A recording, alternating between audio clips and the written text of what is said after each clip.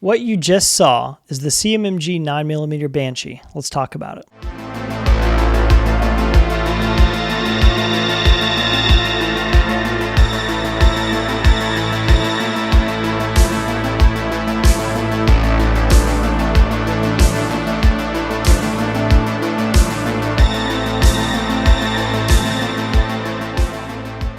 What is up, guys? Welcome back to another review.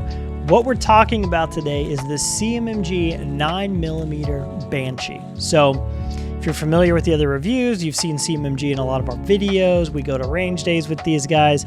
They are friends of ours, and I really like their stuff.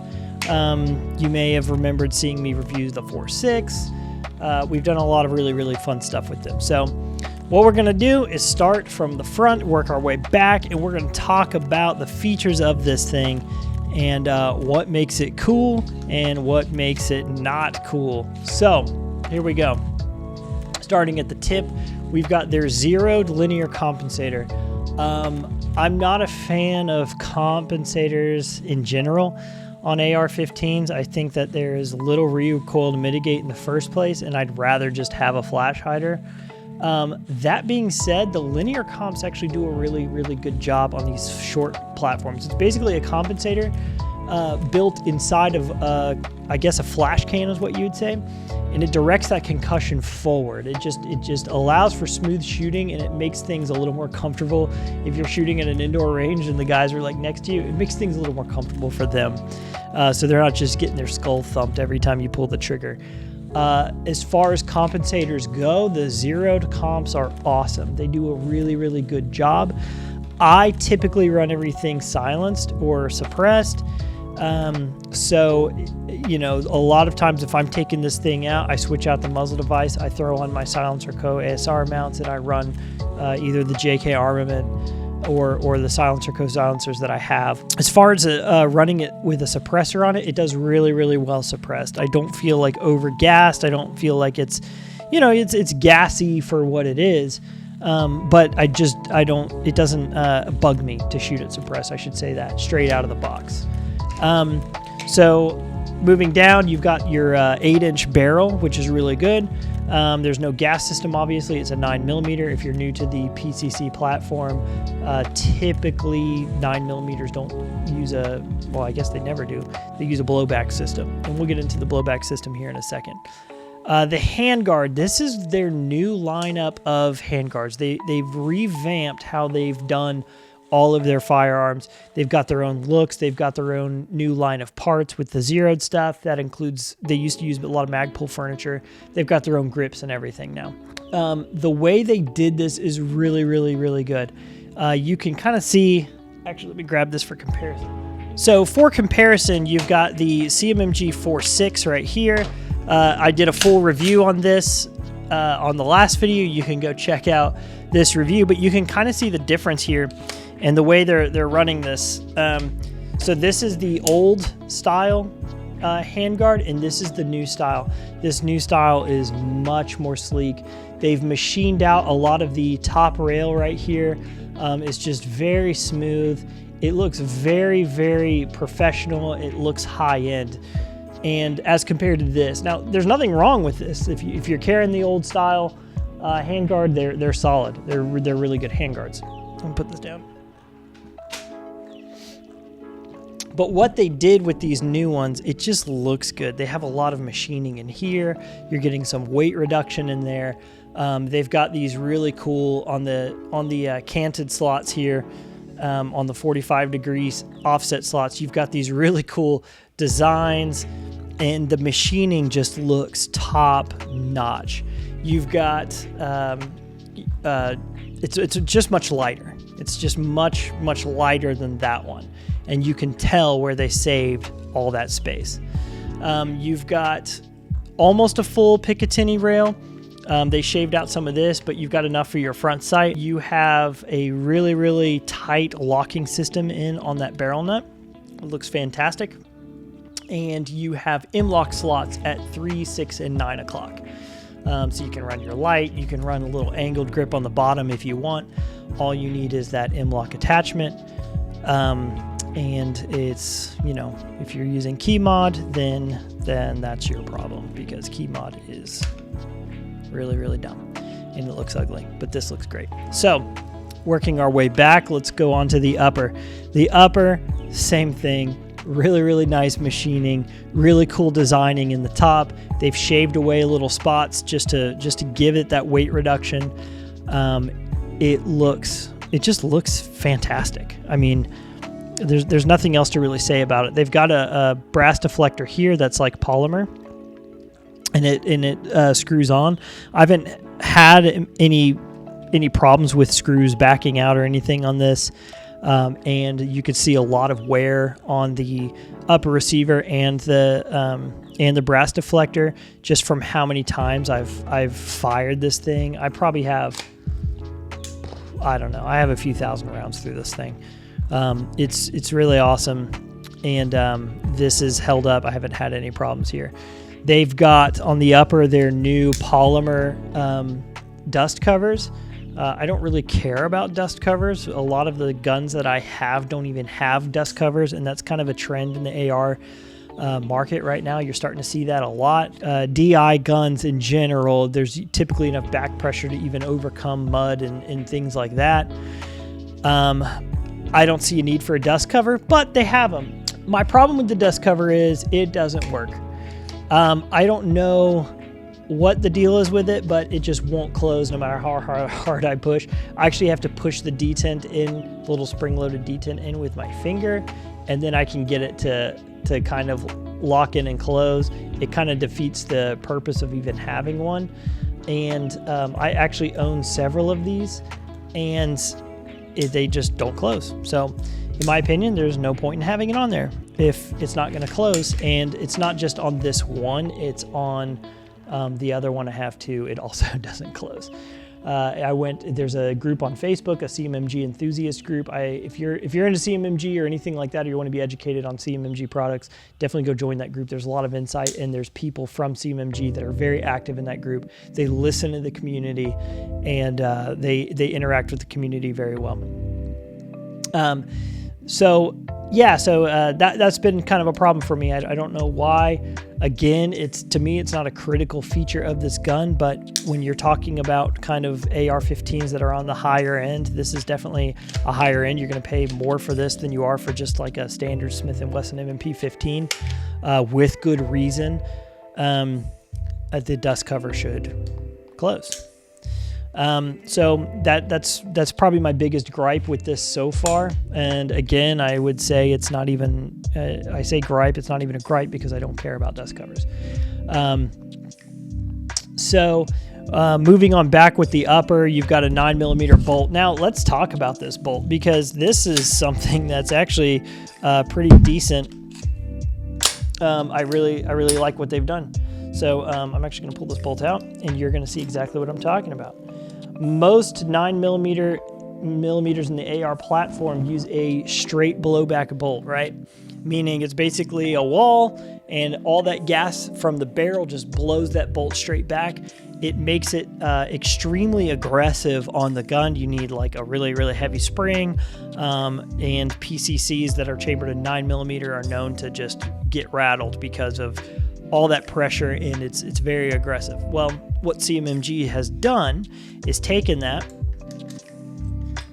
out, and what they have here is a radial delay. If you look at this, it looks like an AR-15 5.56 style bolt, and it uses a radial delayed system to blow that bolt back, which means as the round is moving back in, it's actually spring loaded here. It just allows that chamber pressure to equalize a little bit before the bolt blows back, and you're getting a lot less gas to the face if you're shooting suppressed. It's a much smoother recoil impulse, and it just works really, really well. I really, really like these radial delayed bolts, and I'm really glad that they added that in and changed up from the standard straight blowback bolts.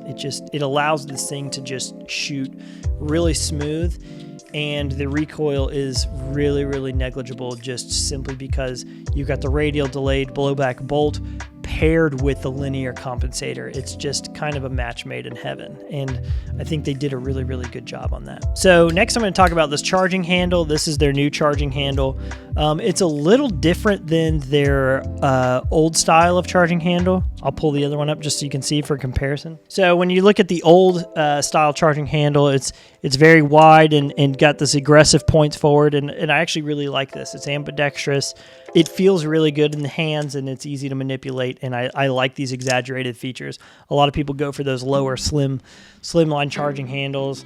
I want something big and aggressive. If I'm wearing gloves, I just want gross muscle movement, rip that thing back and keep going. And I think the old style did a really good job of that. What you have on the new ones is this newer style. You can see that the little handles on the sides of the charging handle is still ambidextrous. You can still use both, are flatter and stick a little farther out. You're not getting that aggressive move forward. I don't really notice a difference. I don't think one is better than the other. They're just different. What I can say is the flatness of this one is comfortable.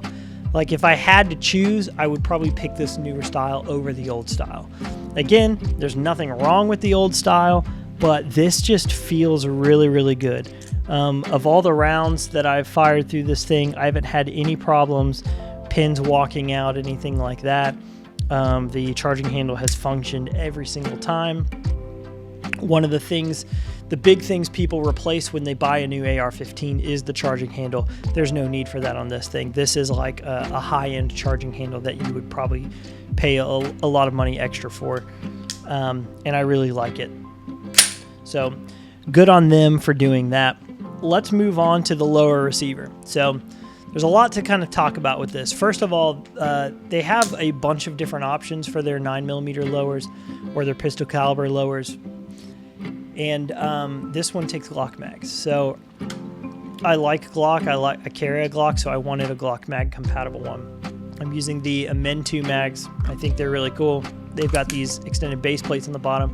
When I'm wearing gloves or shooting or changing mags on this thing, it just makes it a lot easier to grab onto. Glock mag compatible. You can use Glock factory mags. What did we use? There's a video on our Instagram, I believe, and I'm using a Korean KSI off-brand mag, and it got stuck in this thing. I would not recommend using those mags in this thing. I actually had to pull this thing apart and hammer that mag out. That's not a diss on the gun. That's a diss on cheap Korean mags. Men 2 mags work great. Glock factory work great. Glock P mags work great. So let's continue moving back. Everything about the controls on this thing is luxurious. You've got all these like extended bolt releases, all the stuff that if you were to just start upgrading your standard AR-15, you would put this nice extended textured mag release on here. You would put this nice extended bolt release on here. This fantastic safety. Everything about this feels high end. Whenever I'm going to release my magazine, the magazine release is right there, and it's huge. It's right on your finger. It's really hard to miss. You're not fumbling around looking for it if you're wearing gloves. I'm just, bang, bang, bang, moving my finger up, and it just finds it. And the texture is perfect. It's not too aggressive, and it's not too smooth to where you can't differentiate it from the rest of the receiver. The safety is their safety. It's a 60-degree throw, so that's really, really cool. That's really, really neat. So you're running at 90 degrees. here, and then you just flick it up to 60 degrees. It's a short throw. It just allows you to get that safety off very quickly, especially if you're running drills where you're going low ready. You come up and it's very quick. I really like it. It's ambidextrous. It's a little longer on the right side where your thumb is than over here. I really like that. There's no snagging. It's very slim and profiled. And I really like the texture of it. It's got this really aggressive kind of texture, but it's not so aggressive that, you know, if you're running stuff all day without gloves, that you're getting blisters all over your hands. I've run some safeties that are like, I literally can't use them because, I don't know, call me soft or whatever. It just, after doing it all day, it's like such a pain. They found a really nice balance between being smooth and textured, and I really like that, and I love the 60-degree throw. Moving back to the trigger, again, trigger, I've said this on the 4.6, is nothing to write home about. It's not good, it's not bad. It's just feels like a standard mil-spec trigger. If I have to say something positive about it, the reset is very pronounced whenever you're firing it. You can hear it, how loud that click is. There's definitely no mistaking whenever your trigger has reset. Little to no play. There's no sponge going into it after the trigger resets. So I really do like that aspect of it. It feels just like a mid-grade, just a solid trigger, you know. Let's talk about their grip. So before I mentioned that they were running Magpul furniture. They have since switched to their own furniture. They have their own line of zeroed furniture.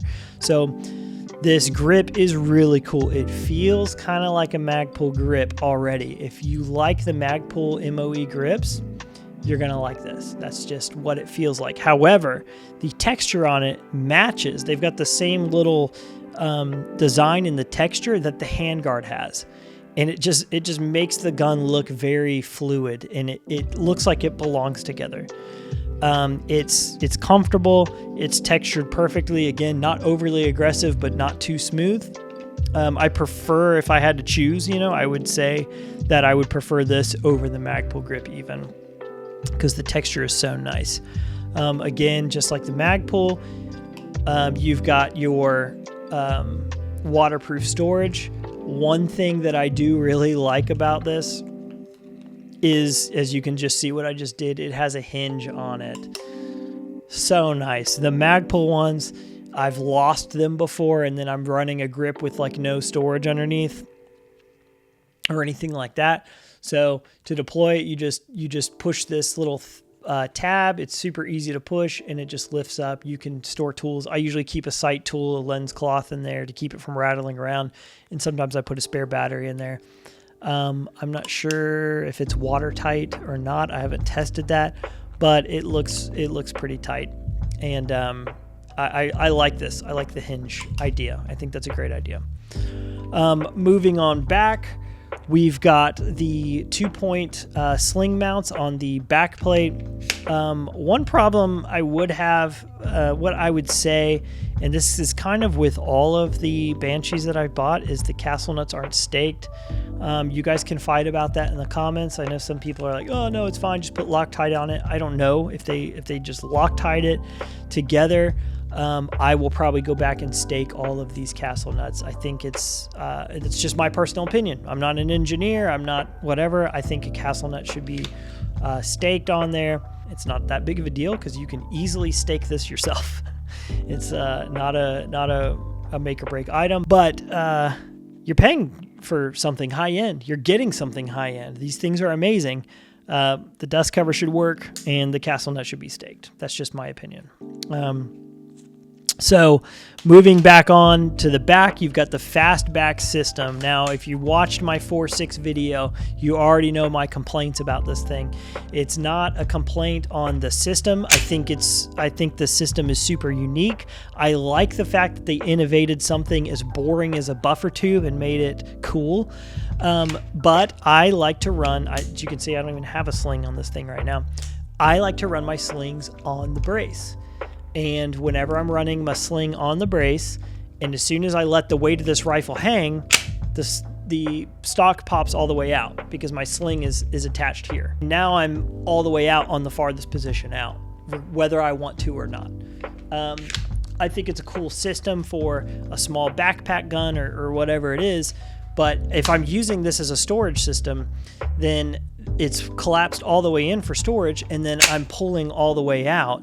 And it basically turns a multi-position buffer tube with a pistol brace into a 2-position, because you're really only going to be able to run it all the way in or all the way out. Like, you may be able to index it, you know, as for a quick deploy and be able to stop right on your position. But again, if you're running a sling or something like that, it's gonna fall all the way out.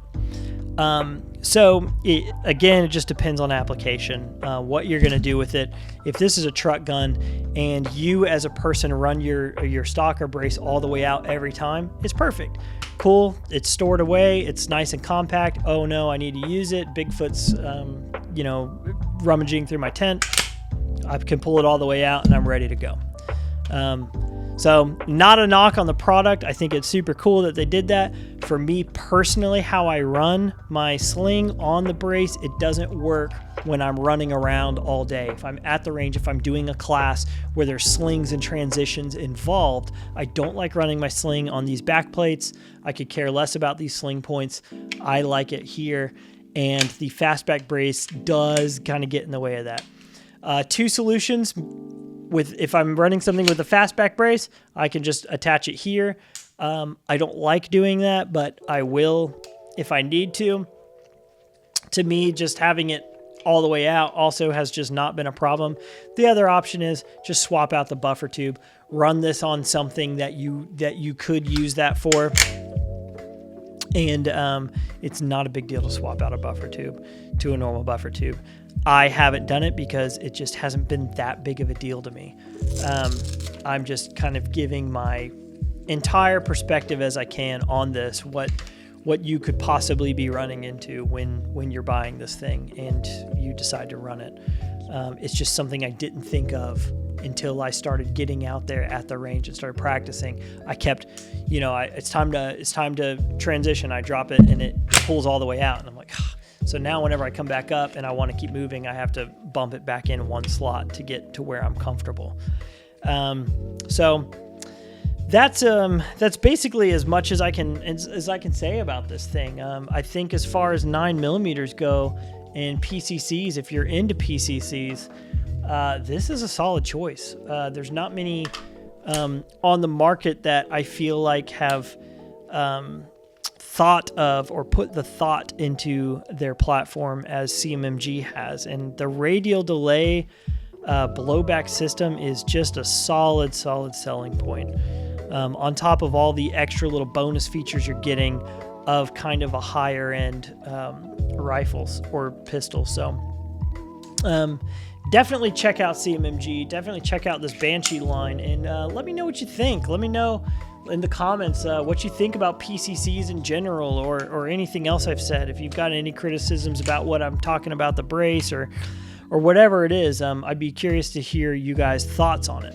Thanks again for tuning in to another review. We've got plenty more reviews on the way. Make sure you like and comment. The best way to support us, obviously, is to share. The algorithm hates us. If you share it, there's really nothing the algorithm can do to stop us. So make sure you drop a comment, make sure you like, make sure you share, and we'll see you guys next time.